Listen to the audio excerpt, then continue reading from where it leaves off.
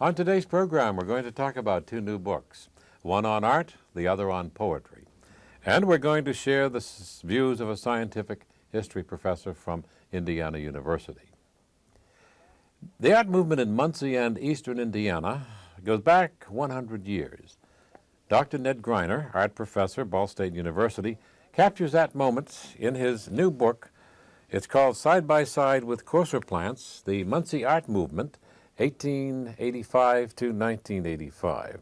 Dr. Griner's book just came off the press on the eve of the 50th anniversary of the Ball State University Art Gallery. Dr. Griner, we're going back 100 years, the art movement. There really wasn't a very large community here then, was there not? No, at that time, Muncie was a relatively small community. It was industrial, and there was very little art here until J. Otis Adams came here in the year 1876, and he spread a great deal of influence of the arts throughout Muncie. He brought other artists here and created interest. He created a lot of interest at that time. However, the interest that he generated really came after he returned from Munich. He left Muncie in 1880 and returned to Muncie in 1887. And a year after he came here, he brings his colleague, William Forsythe from Indianapolis, to join him in organizing the Muncie Art School. Adams and Forsythe, of course, are now known as two of the Hoosier Five. That's right. The other three are Steele, Stark, and Gruelle. Mm-hmm. Of course, the artists couldn't do this themselves. They needed help from the community. And how did the Art League form? The Muncie Art League, the Art Students League as it's more correctly known, started about a year after he closed his art school in 1891. Adams had a group of 35 or 40 students in his studio, that is Adams along with Forsythe, and the school had been in existence for about 3 years. And when he closed it in 1891, the ladies who were in his classes wanted to continue the studio, so they organized the Art Students League along with Carolyn McCullough Brady. And she eventually married Mr. Adams. No, that was Elizabeth Brady. That was Elizabeth Brady, all right. Right. You might tell us about that then. Was that a sister or daughter? Was she the daughter? No, I don't know just her connection with that family. But she was a student with Adams in his studios all this time. And she married him late in 1898. And they both left Muncie early in 1899 to move to Brookville. Many of the artists who painted here and helped establish an art colony moved to Europe and studied there for several months or even in some cases some years. Yet those artists like Adams came back. He studied in Munich, I understand. Yes, and he studied in London prior to coming to Muncie. Why did these artists who had major talent return to a small community like Muncie? Well, there was a great interest in, you might say, locale. They wanted to capture the landscape of Indiana. There was a Western arts movement going on at that same time. And Adams was not the only one. Forsythe came back, Steele came back, and most of them did return to Indiana. And they came here to where their roots were, and they wanted to use that sort of thing as their subject matter. And I think that had a great deal to do with their success here, the fact that they came back to the land that they knew and had been raised in. And of course the Ball family played an important part in the development of art in our community. Yes, they did, very much so. In what way early? Well, one of the earliest accounts that I can give you is the fact that Frank C. Ball was one of the early presidents of the Muncie Art Association, which was organized in 1906, and he was the president from 1908 to 1936. And during those years, I look upon him as being primarily instrumental in keeping the organization together. I think that's the first thing. The second thing is that when the university, or at that time Teachers College, was proposing to build the arts building, there was not enough money available to complete the project as proposed with a gallery in it, and the Ball family came forth with the necessary funding so that the gallery that we have here today could become a reality. And we're going into that in more detail on a subsequent program. We're going to talk about the 50th anniversary of the Art Gallery. Now let's take a look at some of the slides that you have, and these are actually pictures in your book. Now these are all illustrations from a book. This slide is J. Otis Adams in his Muncie studio, and it is a photograph that was made after his return from Munich in 1887, because some of his Munich paintings are visible. It is surmised that this was probably taken about 1890. He was a very prolific painter. Yes, he was. This is William Forsythe that he brought to Muncie from Indianapolis, and he was on the faculty of the Muncie Art School.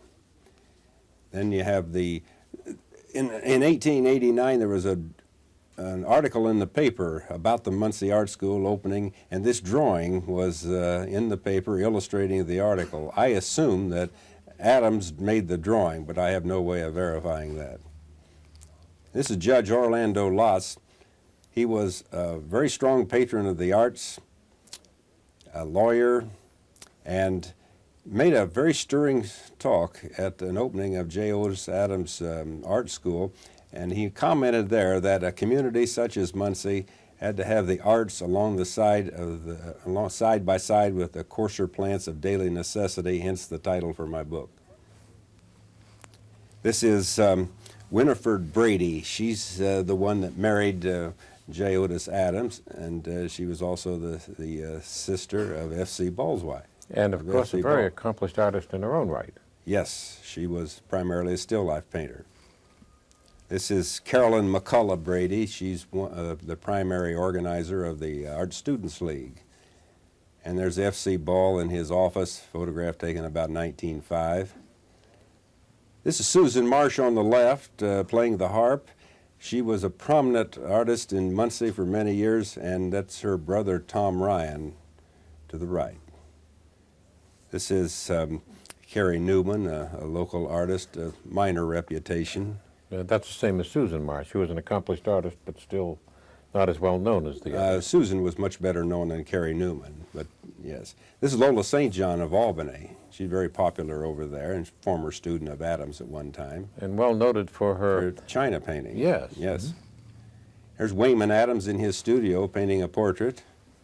In the late 1920s, he worked in New York, and I understand. Well, this is his studio in New York, and this photograph dates 1934. And he was considered one of the top portrait painters in the country. Yes, he was.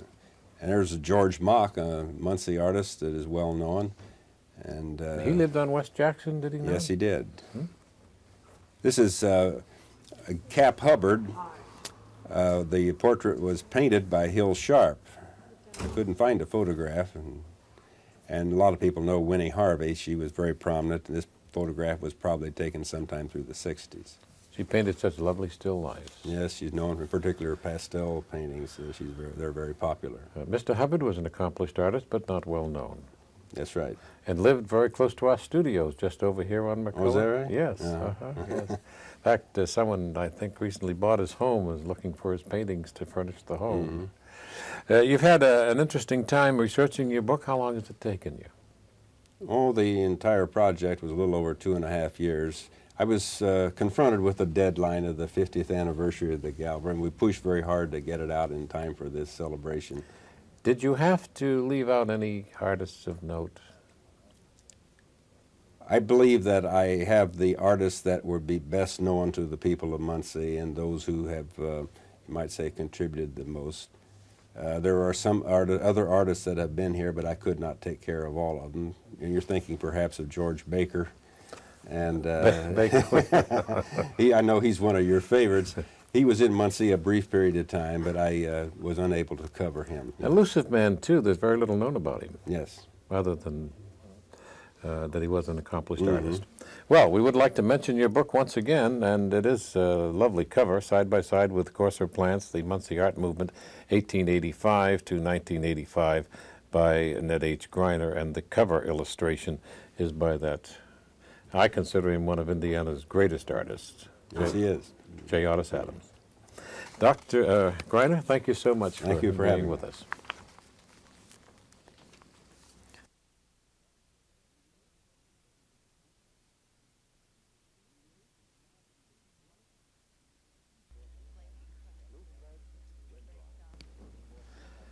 Leaf Threads, Wind Rhymes, a book of poetry by Dr. Darlene Mathis-Eddy, Ball State University English professor, vividly describes life and death in many of its forms. Dr. Eddy is with us to discuss her new book and to read some of her poetry, and a very lovely cover. And this was done by whom, Dr. Eddy? Barbara LaRue King, who is the artist and graphic designer for Barnwood Press. And that's your publisher, Yes. Barnwood Press. I was really impressed with your poetry. Thank you so much. It's very touching, and you see so much of life, and you tell it quite graphically, too. Thank you. How do you get your inspiration for some of your pieces? Oh, from a variety of sources. I think that's a difficult question to answer, and a very, very good question to reflect upon. Any artist draws upon personal experience to some extent. I have always been interested in seasons and cycles in the natural world and the relationships that one may see in those in relation to seasons and cycles in the human heart. I think that there is a pattern in the book that attempts to explore that reality. This is a simplification, but I suppose I like to observe and reflect upon a great number of things. People, experiences, nature, that the various ways that our experiences go together, and one may enhance or give perspective or insight into another. You're very close to nature. I have always been interested in the natural world, and I think that it gives us well, certain insights, certain truths that abide and that endure. And this is one pattern in the book that I'm pleased to see that you're commenting on. I hope that readers would see that. Why don't you read us some selections? I've selected two, and then you might have some that are favorites of yours. All right. I'll be happy to read the two that you selected. You had chosen Christmas Eve Afterward, I Yes. think, is one of the ones that you wanted. I should mention perhaps that the book is divided into 4 sections: elegies, litanies, reveries, and affirmations. And Christmas Eve Afterward is the first poem in the reverie section of the book. The snow that fell throughout those hours ends quietly. Glazed banks of ice now curb your sloping walks. Inside your house tonight, linked chains of lights upon your Christmas tree blink in the panes that bell in angles your bayed living room. Around the dead spruce, splintering in its base, some tinsel twists dry needles in looped voids. Swagged lintels stand festoons with glistening mesh. Upon your mantle, brittle stalks, gilt sprayed. Your wife has snipped them, spread them in dull brass. Reflection sees the flames spurt on the sharpened thistle spikes. Split pods arch crumbling over ashes, slowly dropping through cast iron grates. Along the walls, foxtails throw swollen shapes as soot streaks down the grooves of jagged bricks. Near your screen porch, scarfed singers stand. Their voices strain the searing wind. In dulce jubilo, alpha est et o, alpha est et o. Twilight visions, muted vespers, surfaces silhouette our years. Ubi sunt gaudia, nova cantica, nova cantica. Faint colors slice this winter air. For you, this semblance of a prayer. Let new snows cover stained regrets. May warmth rekindle in some dawn, and gray ash finally rest itself. May sight become more merciful, and painted weeds more bearable. Evergreens border my drifting lawn. soft flakes fall, long evenings come. Thin rays from one far star sift shadows on narrow edges near a bed where lily bulbs in dormant darkness wait another season. Enfolded now in freshening snow, in brightening light, while peaceful silence promises the passing of this night. That was lovely. I don't think we have time for the red-tailed hawk. Let's have it anyway. Because that was a very, very interesting piece. Thank you. That's one of my my favorites. Yeah. And grew out of a good bit of observation. This is red-tailed hawk and the Wabash at flood. In epicycles of quick death circling above the river's crest, a red-tailed hawk glides swiftly down to rest upon a barren branch. The hawk hunches against the cold. Relentless gazing turns his eye, his curved beak pierces the day. The sycamore weathers in its time. It holds there on its highest limb the monarch of the summer wind. The bird preens, circled in the sun. Rooting itself in the riverbed, sustaining an eroded land, the great tree towers, bows, and bends, tossing the hawk toward pale skies. This tree was once held sacred to the dead. Its massive bole contains the century's floods, and from its silver crown, the great hawk flies. Thank you so much. Thank you very I'd like much. to mention that your book is available in the Ball State Bookstore. Is it? It is going to be. Going to be, all right. And in the bookshop. Wonderful. Thank you for sharing Thank it with you. us. That was Dr. Darlene Mathis-Eddy, Ball State University English professor, who read some of her poetry from her new book, Leaf Threads, Wind Rhymes. Dr. Richard Westfall, scientific history professor at Indiana University, shares his findings with us about the role of scientific revolution in European history. Dr. Westfall, what was the role of scientific revolution in European history? Well, seems to me clear that it was the most fundamental event in the whole of European history. It changed the intellectual structure of European life. Then later, with its influence on technology, it's changed the whole material foundation of European life.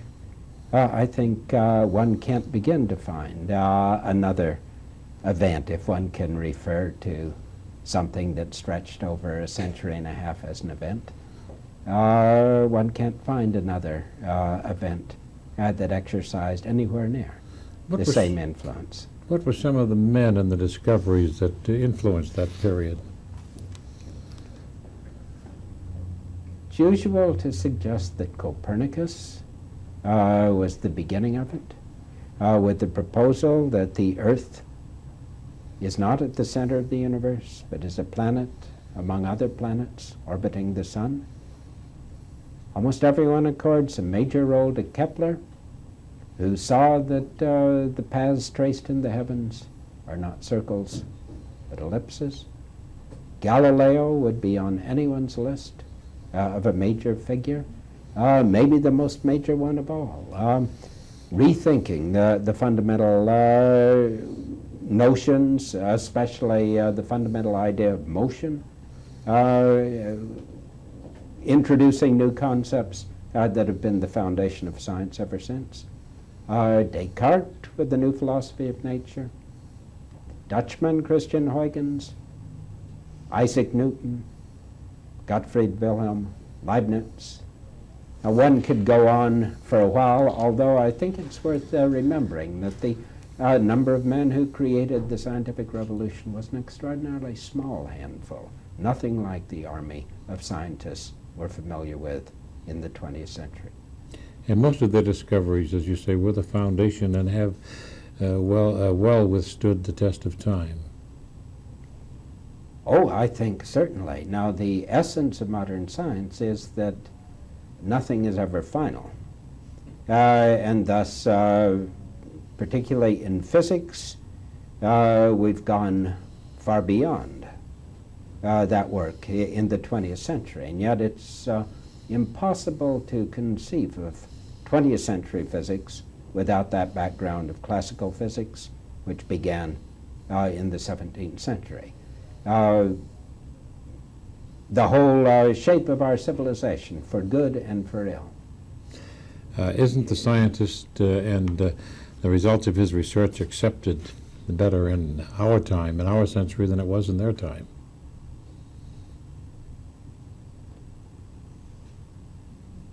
Well, perhaps, though one would be mistaken to think that by the end of the 17th century, they were not received.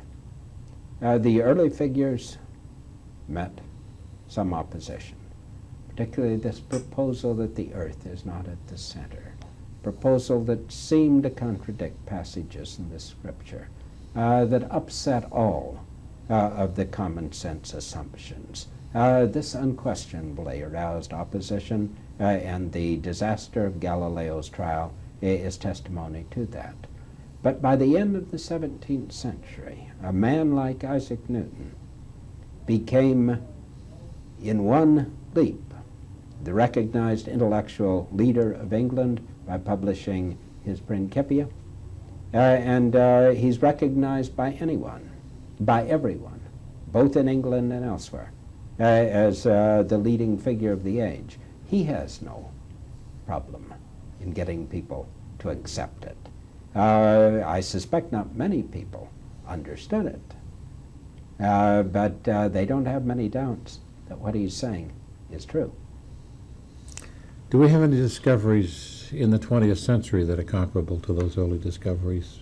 Would you make a comparison? Oh, we're filled with momentous discoveries now. They build on a foundation of modern science already, so that they don't involve the radical change in thought patterns that the 17th century did. But the revolution in physics, involved in quantum mechanics, and the counterintuitive conclusions that are involved in that. Modern biology, with its demonstration of the chemical foundations of life.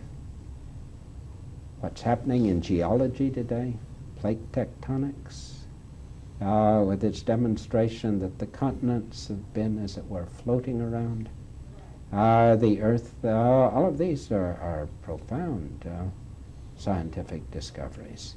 And one can expect that the future holds more.